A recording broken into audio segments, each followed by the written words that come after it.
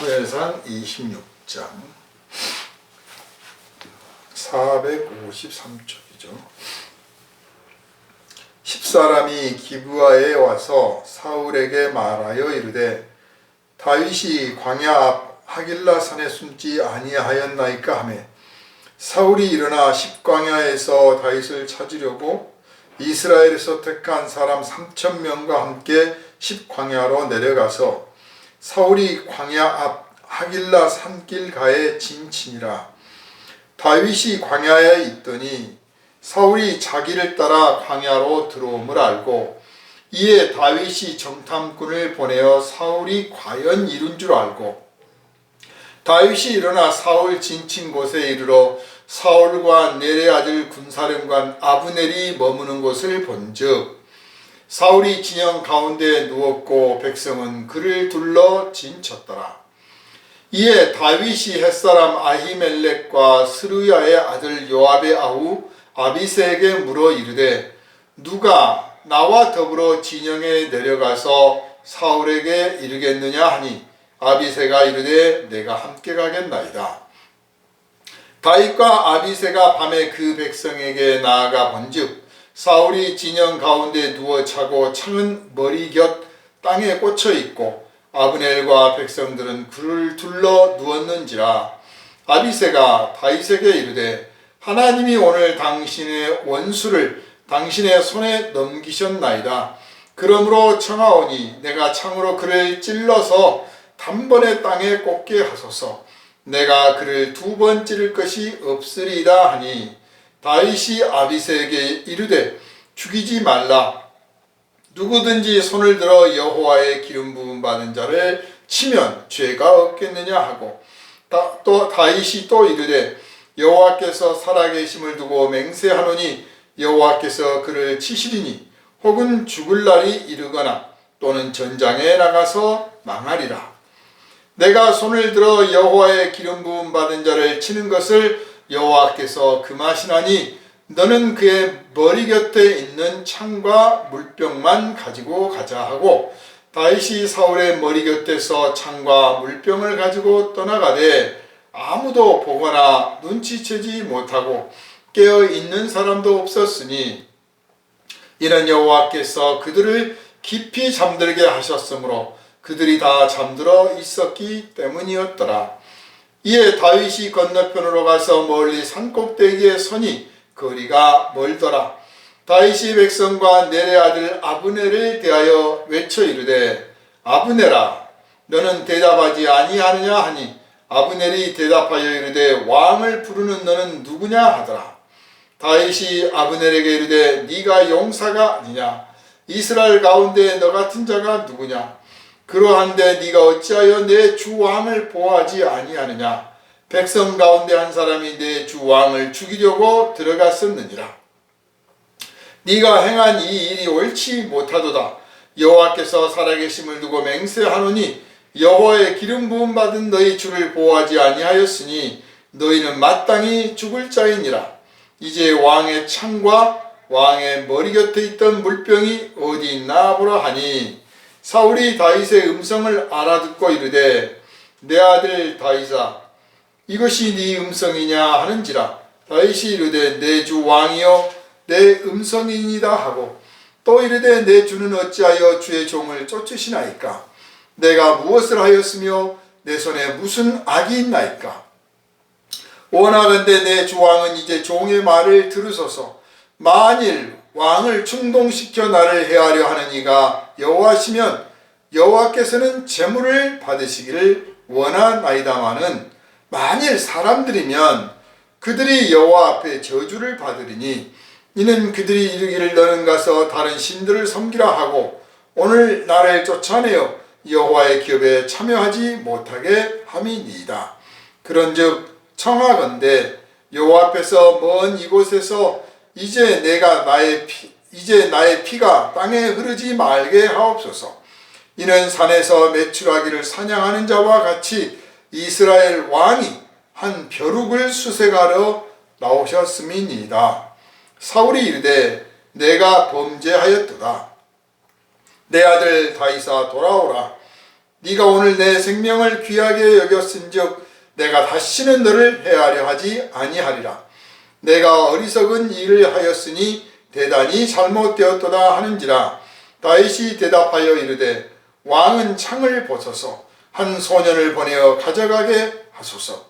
여호와께서 사람에게 그의 공의와 신실을 따라 갚으시리니 이는 여호와께서 오늘 왕을 내 손에 넘기셨으되 나는 손을 들어 여호와의 기름 부음 받은 자 치기를 원하지 아니하였음이니이다. 오늘 왕의 생명을 내가 중히 여긴 것 같이 내 생명을 여호와께서 중히 여기셔서 모든 환난에서 나를 구하여 내시기를 바라나이다 하니라.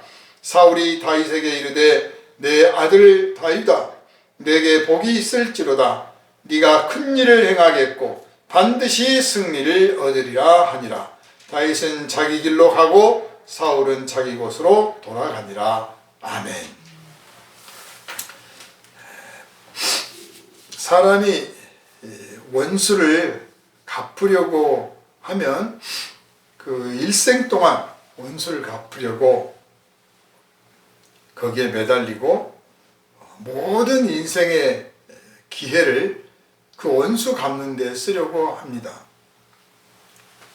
그런데 이 다윗은 사실 원수가 되어 있는 사울 왕을 지난번에도 한번 살려주었습니다.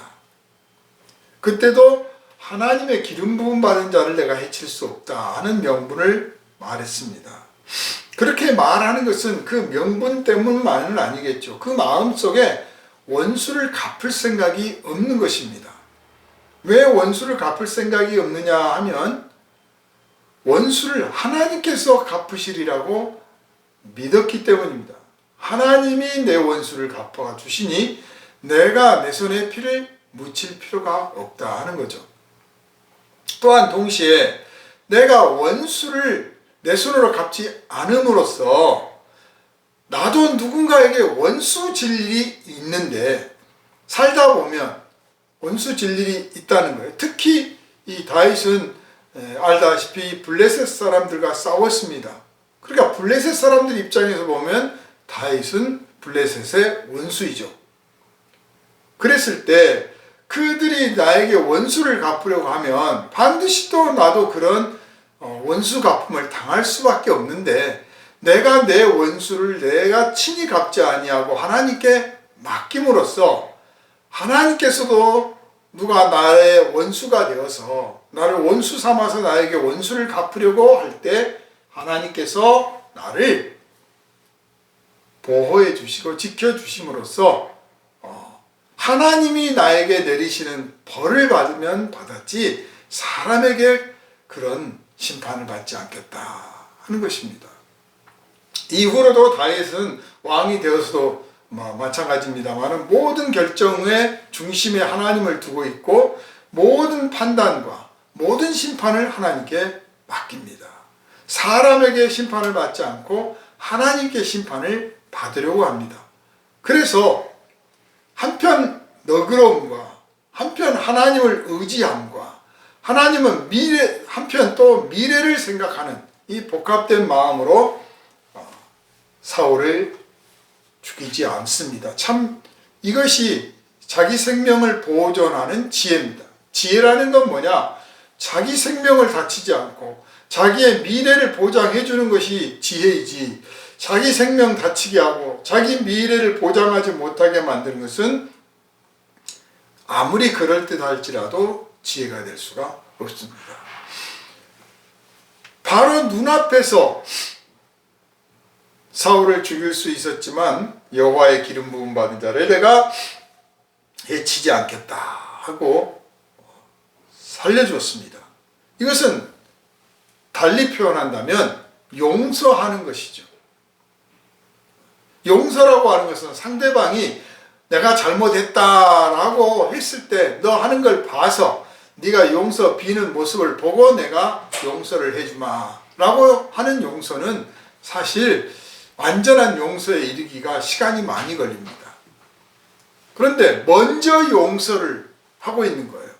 그러면 상대가 그 용서해주는 마음에 감동이 되어서, 감복되어서 진심으로 내가 뉘우칩니다, 내가 정말 잘못했습니다 라고 할 때 진정으로 용서를 빌게 되는 것이고, 그리고 진정한 화해가 이루어질 수가 있습니다.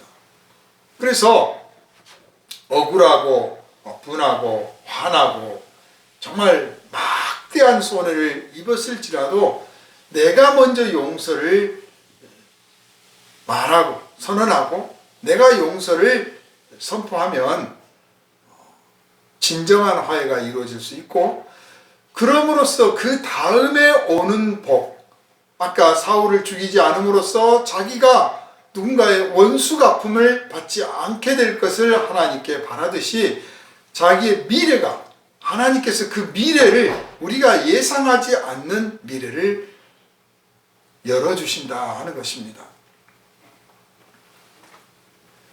다윗이 사울을 죽이지 않고 살려두려고 하니까 하나님께서 그런 마음을 품은 다윗을 기특하게 여기시고 그렇게 되도록 기회를 만들어 주셨습니다.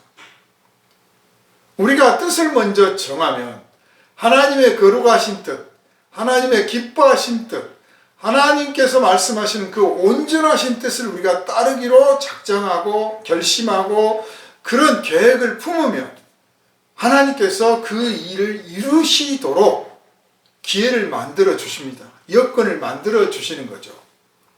반대로 우리가 하나님 뜻을 순종하지 않고 거스르며 하나님의 기뻐하심을 저버리고 하나님의 온전하신 것을 저버린다면 하나님의 계획은 무산되고 오히려 사탄이 그런 우리들의 그 잘못된 어리석고 미련하고 교만한 그 뜻을 이루도록 사탄이 일을 만들어가고 길을 열어줄 것입니다.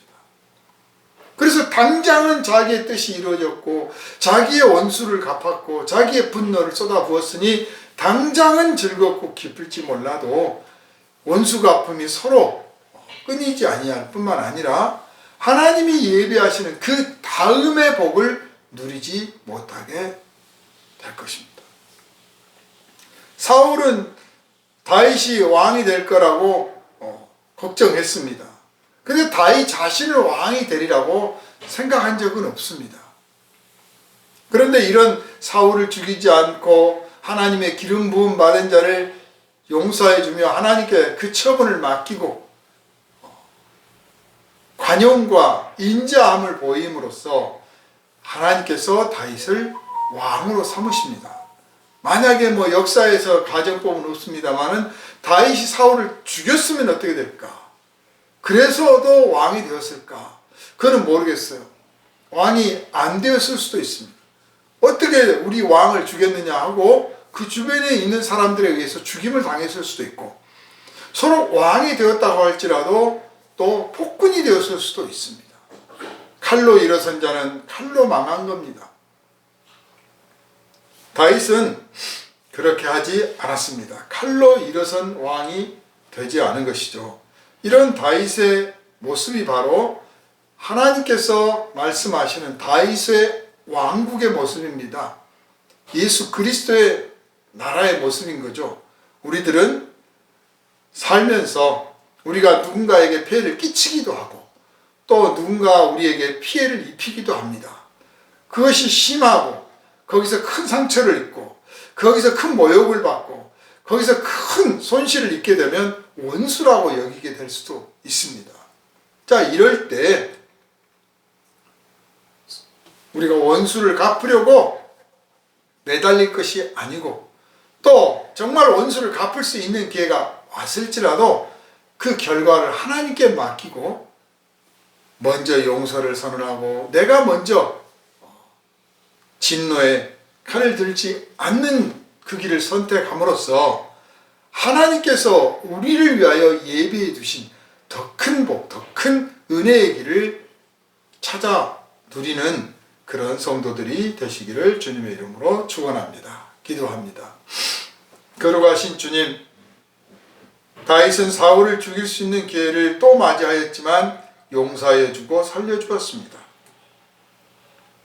다윗도 누군가에게 원수가 될 수 있다는 사실을 다윗 자신이 깨달았을 것이기 때문이고, 무엇보다도 하나님의 기름 부음 받아 선택된 자를 자기가 해침으로써 하나님을 노여하지 않기로 하는 그 마음이 있었기 때문입니다. 하나님을 두려워하고 하나님을 섬기며 하나님 중심으로 모든 판단과 결정을 하는 이 다윗의 모습은 오늘 우리가 반드시 본받아야 될 모습입니다. 우리의 삶에도 얼마든지 원수 맺는 일이 있을 수 있습니다. 주여, 우리가 먼저 원수가 되는 일이 없게 하여 주시고, 서로 누군가 우리를 해치고 괴롭히고 피해를 끼쳐 우리의 원수가 되는 지경에 이르렀을지라도 우리 손으로 원수를 갚지 않으려 하고 하나님께 맡김으로써 우리를 위하여 예비하신 더 큰 복을 받아 누리게 하여 주시옵소서. 우리를 구원하신 예수 그리스도 이름으로 간절히 기도하옵나이다. 아멘.